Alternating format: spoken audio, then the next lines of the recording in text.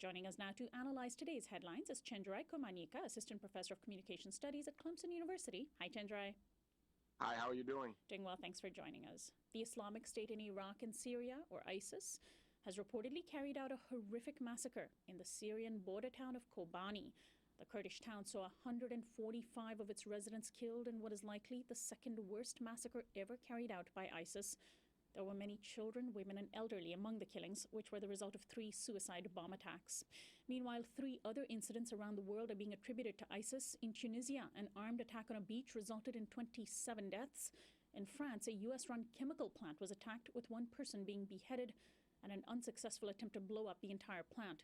And in Kuwait, a mosque was attacked with 8 people injured. ISIS had called for coordinated attacks during the Muslim holy month of Ramadan. Well, Chenjerai, don't these killings prove that the U.S.'s war on ISIS just hasn't worked and that it needs to find another approach?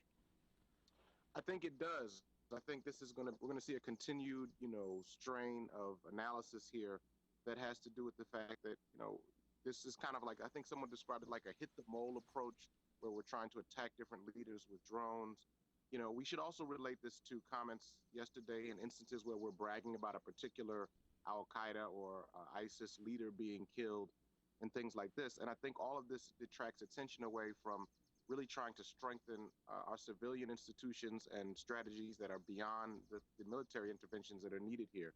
So these attacks are tragic in Tunisia, Kuwait, and in France, and in Syria, as you mentioned. But we're going to have to think about an approach that can be much more structural and systemic.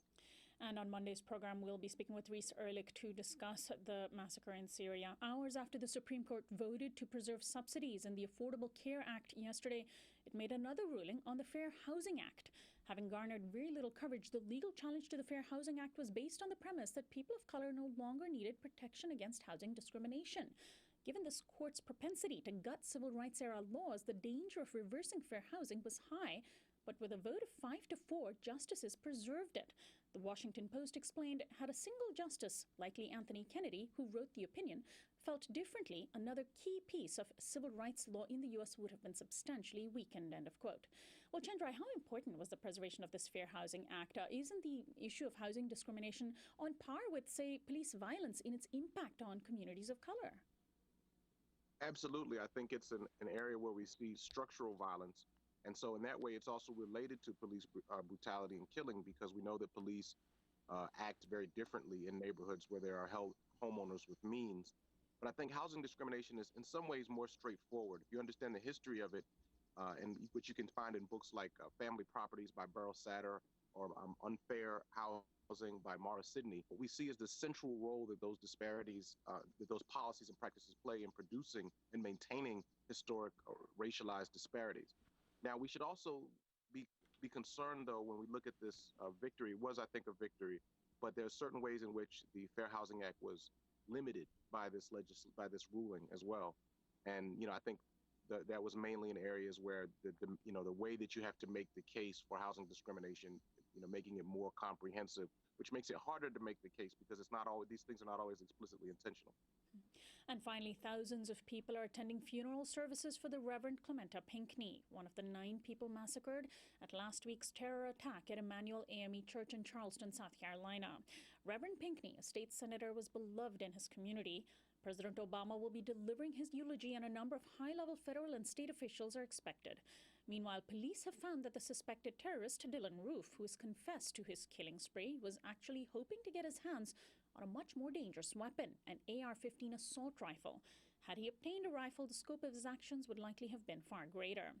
And as if to prove how irrelevant Fox News is, on this day of Reverend Pinckney's funeral, the right-wing news outlet ran a story headlined, "Why Didn't Anyone Help Dylan Roof?" The piece, authored by Dr. Keith Albo, used tortured logic to ask why no one intervened, since Roof was obviously mentally ill.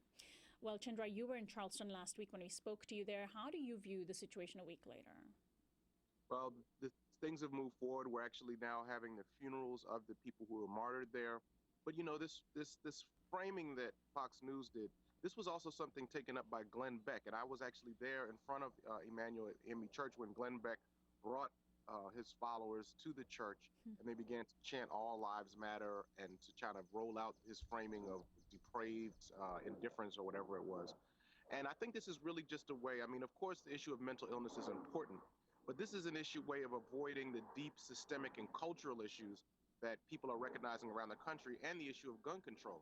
I mean, when you have, in the state that I live in, South Carolina, and people in Mississippi talking about the Confederate flag, what they're talking about is recognizing the deep cultural issues, the way that those things are related to this. And this is something that Fox News and some on the conservative right are still trying to deny. So they're kind of really behind the curve, even within the conservative thinking. Chenjerai, thanks so much for joining us. We'll talk to you again next week. Thank you. Chenjerai Kumanyika is an assistant professor of communication studies at Clemson University in South Carolina. This is Uprising. We'll be right back after this break.